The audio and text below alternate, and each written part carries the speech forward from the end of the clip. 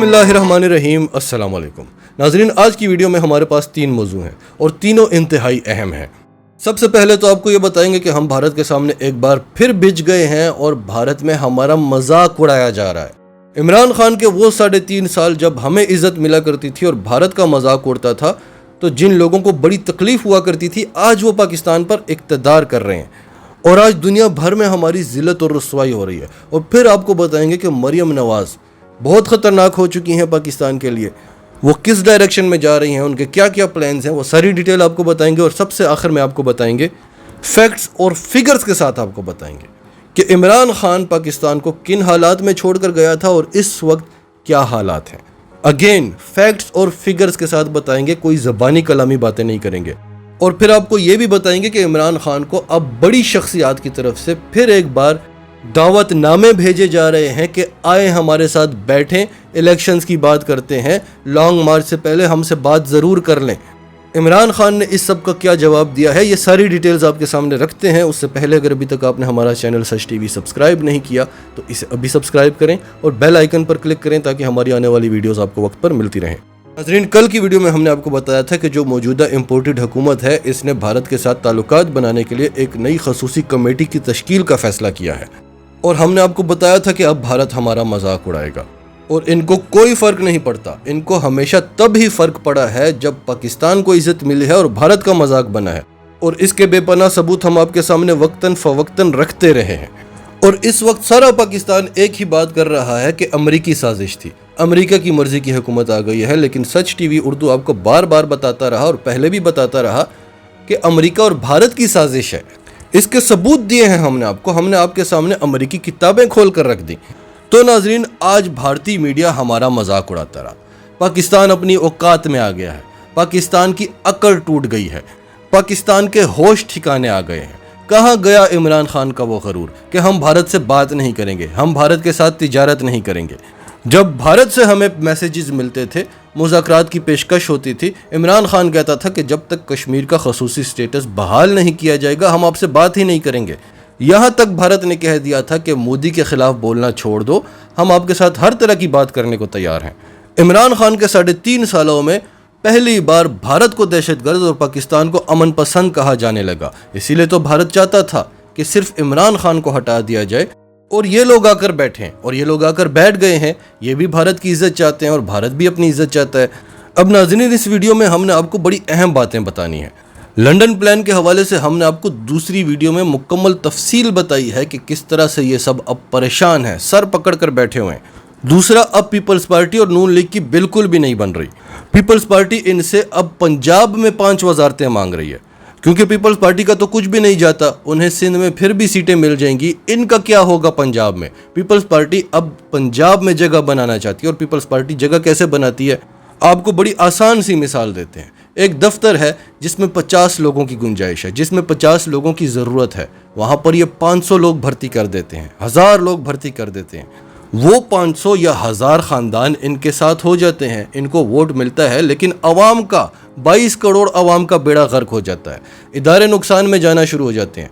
जिस इदारे को 50 लोगों की ज़रूरत है, वो 500 लोगों की तनख्वाह कहाँ से देगा? वो नुकसान में जाएगा। तो पीपल्स पार्टी अब फिर से वही काम करना चाहती है। फिर जो जरदारी ने हंस कर कहा, तंजिया कहा कि जनरल फैज़ को तो खुड्डे लाइन लगा दिया गया है, ये हमला उन्होंने फ़ौज पर नहीं किया। वैसे तो ये मरियम नवाज़ का प्लान है कि जनरल फैज़ और जनरल बाजवा का फ़ौज के अंदर ही एक अलग अलग ग्रुप बन जाए, लेकिन जरदारी ने यह हमला जनरल फैज़ पर नहीं किया, शहबाज शरीफ पर किया है। क्योंकि इमरान खान ने जब मीर जाफ़र की मिसाल दी, उन्होंने किसी जर्नैल का या पाक फ़ौज का नाम नहीं लिया, तो शहबाज शरीफ ने असम्बली में करारदाद पेश कर दी कि ओहो हो, ये तो बड़ा ख़तरा है, पाकिस्तान टूट जाएगा, ये तो फ़ौज के ख़िलाफ़ बोल रहा है। और अपनी भतीजी जलसों में नाम ले लेकर कह रही है, उसके बारे में शहबाज शरीफ कहते हैं कि वो तो शोला बयान है, सियासी लीडर है, जज्बाती है। आज जरदारी ने भी नाम लेकर कह दिया। अब करें करारदाद पेश, अब कहें कि फ़ौज को सियासत में ना धकेला जाए।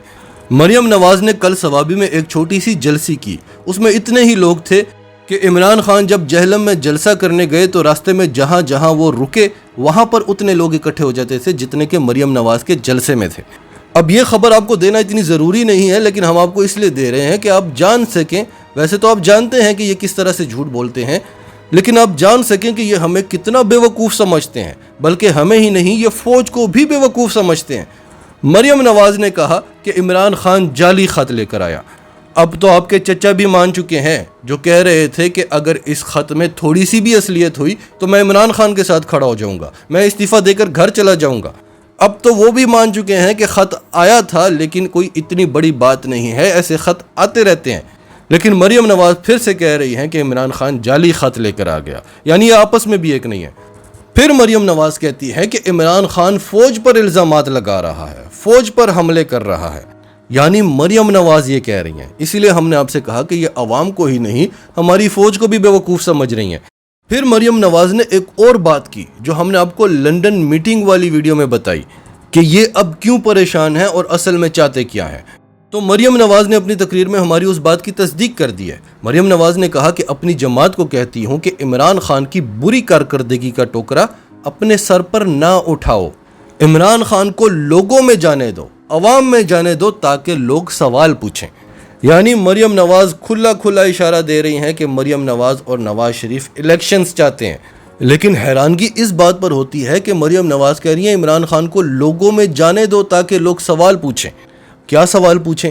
مریم نے کہا کہ ہم ابھی وینٹیلیٹر پر ہیں، 3 سال لگیں گے ملک کو ان حالات سے نکالنے کے لیے، یعنی پہلے 35 سال کافی نہیں تھے جن میں آپ نے اس ملک کو وینٹیلیٹر میں ڈالا، جس سے عمران خان نے اس ملک کو نکالا، اب آپ کو 3 سال لگیں گے۔ اب ناظرین یہ باتیں ہم آپ کو بڑی ڈیٹیل سے بتا چکے ہیں، لیکن پھر بھی آپ کی انفارمیشن کے لیے آپ کو یاد دہانی کراتے ہیں کہ 2017-18 میں جب یہ حکومت چھوڑ کر گئے تھے تو ملک کا جو خسارہ تھا وہ 19.2 ارب ڈالرز کا تھا، اور 2021 کے یعنی آخری اعداد و شمار کے مطابق یہ خسارہ 19.2 ارب ڈالر سے کم ہو کر 1.8 ارب ڈالرز رہ گیا تھا، جو اب تک شاید ختم بھی ہو چکا ہوتا۔ یہ نوٹ کر لیں ناظرین آپ کے پاس اور جا کر تصدیق کر لیں۔ پھر جب ان کی حکومت گئی تو ملک کے جو زر مبادلہ کے ذخائر تھے وہ 9 ارب ڈالرز کے تھے، اور ہم نے 18 ارب ڈالرز کی فوری پیمنٹس کرنی تھی جو انہوں نے روکی ہوئی تھی کہ نئی حکومت آ کر کرے، یعنی ٹیکنیکلی وہ 9 ارب ڈالرز کے بھی ذخائر نہیں تھے، -9 ارب ڈالرز کے ذخائر تھے۔ پی ٹی آئی کی وہ واحد گورنمنٹ ہے پاکستان کی تاریخ میں جو 22 ارب ڈالرز کے ذخائر چھوڑ کر گئی ہے، جس کے بارے میں ابھی سنا جا رہا تھا کہ وہ 16 ارب ڈالرز رہ گئے ہیں اور اب شاید مزید کم ہو چکے ہوں۔ تو یہ 2 مین پوائنٹس ہیں جو کسی بھی ملک کی معیشت دیکھنی ہو تو آپ نے سب سے پہلے یہ 2 چیزیں دیکھنی ہوتی ہیں۔ خسارہ 19.2 ارب ڈالر سے کم ہو کر 1.8 ارب ڈالر ہو گیا، اور جو زر مبادلہ کے ذخائر تھے وہ -9 ارب ڈالر سے بڑھ کر 22 ارب ڈالر تک پہنچ گئے، اور مریم نواز کہہ رہی ہیں کہ اسے عوام میں جانے دو۔ پھر ان کے دور حکومت میں جو فورن ریمیٹنس تھا، جو بیرون ملک پاکستانی ہیں، وہ 20 ارب ڈالرز بھیجا کرتے تھے۔ عمران خان کے دور حکومت میں یہ فگر 31 ارب ڈالر تک پہنچ گیا۔ جو ایکسپورٹس ہیں پاکستان کی، جو کسی بھی معیشت کی ریڑھ کی ہڈی ہوا کرتی ہے، وہ 20 ارب ڈالر سے بڑھ کر 31 ارب ڈالر تک پہنچ گئی۔ پھر جو ٹوٹل قرضوں کے ساتھ جی ڈی پی کا ریشو ہے وہ 70% سے کم ہو کر 65% رہ گیا، اور جو ملک کی جی ڈی پی ہے وہ 0.2% سے 5.7% پر پہنچ گئی۔ اور آپ کہہ رہی ہیں کہ ملک وینٹیلیٹر پر ہے، عمران خان کو عوام میں جانے دو۔ آپ کو لگتا تھا ہم امریکہ کے بغیر نہیں چل سکیں گے، یہ فگرز جو آپ کو بتائے ہیں یہ امریکہ کے بغیر بتائے ہیں، اور ابھی ہمیں جو روس سے ڈیل ملنی تھی اس سے ہمیں اربوں ڈالرز کا فائدہ ہونا تھا، لیکن بدقسمتی سے آپ آ گئے کہ کہیں امریکہ ہمیں نقصان نہ پہنچا دے۔ ہم نے خود اپنا نقصان کر لیا۔ ناظرین یقین کریں کہ امریکہ ہمیں اتنا نقصان نہیں دے سکتا تھا۔ ہم بھارت کے ساتھ تجارت کیے بغیر ان فگرز کو ٹچ کر رہے تھے۔ اصل میں ہمیں یہ بتایا جاتا ہے کہ ہم امریکہ کے بغیر چل نہیں سکیں گے، ہم نے بھارت کے ساتھ تجارت نہ کی تو ہم ڈوب جائیں گے، لیکن اصل میں ہوتا کیا ہے کہ ہم نے فائدہ پہنچانا ہوتا ہے امریکہ سرکار کو اور بھارت سرکار کو، ورنہ ہم ان کے بغیر نہ چل سکتے تو آج تو ہم آسمان کی بلندیوں کو ٹچ کر رہے ہوتے۔ ناظرین جو ہمارے سبسکرائبرز ہیں وہ یہ بات بڑی اچھی طرح سے جانتے ہوں گے، جب پورا ملک عمران خان کے خلاف ہوتا ہوا دکھائی دے رہا تھا، ہم آپ سے بار بار یہی کہتے تھے کہ اگر اس کووڈ کے دور میں نواز شریف یا زرداری کی حکومت ہوتی تب کیا ہوتا۔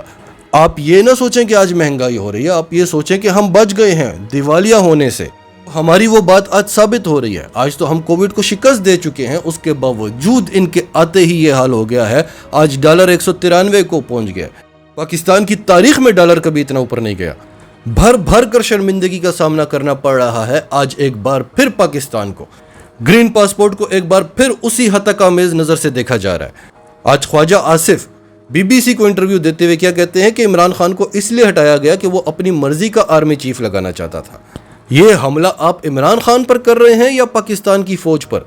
क्योंकि ये इख्तियार तो इमरान खान के पास ही था कि वो किसको आर्मी चीफ लगाए। आप दुनिया को ये बताना चाह रहे हैं कि पाकिस्तान में वज़ीर आज़म अगर अपनी मर्जी का आर्मी चीफ लगाएगा तो उसको हटा दिया जाएगा। ये इख्तियार तो वज़ीर आज़म का ही है।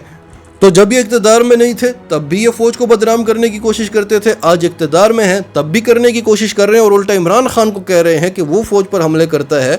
जिस तरह ये अवाम को बेवकूफ़ समझते हैं, क्या ये फ़ौज को भी समझते हैं?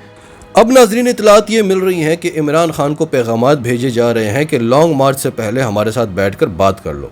डिनर की दावत भी दी गई है कि आएँ बैठकर इंतखाबात के बारे में बात करते हैं।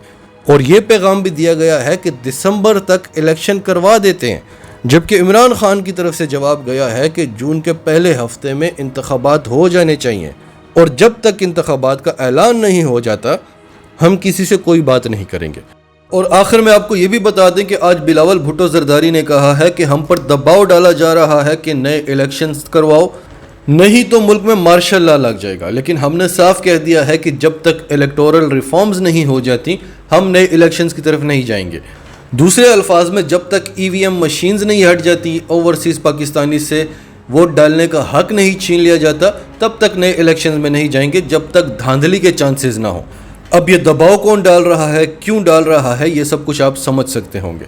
नाजरीन, आपकी सबके बारे में क्या राय है, कमेंट्स में अपनी राय का इजहार करते रहें। और अगर आप हमारे चैनल पर नए हैं तो अभी सच टीवी को सब्सक्राइब करें, सच टीवी फैमिली का हिस्सा बने। और हमारी वीडियोस पसंद आएँ तो इन्हें लाइक करें, शेयर करें, ताकि ज़्यादा से ज़्यादा लोगों तक ये मैसेजेस पहुँचते रहें।